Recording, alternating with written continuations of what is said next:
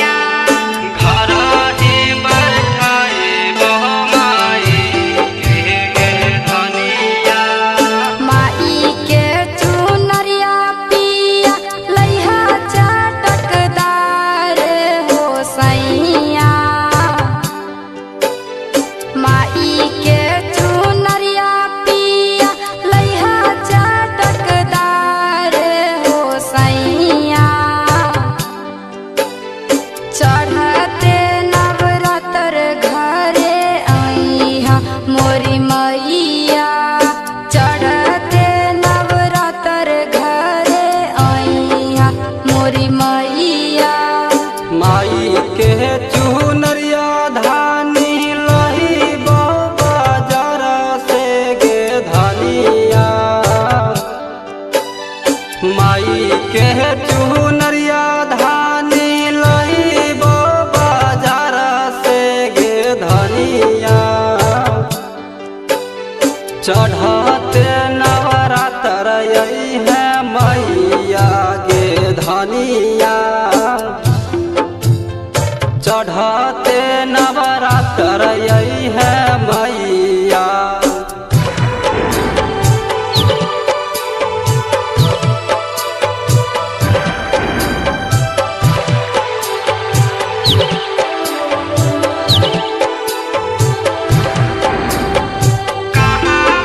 बैठई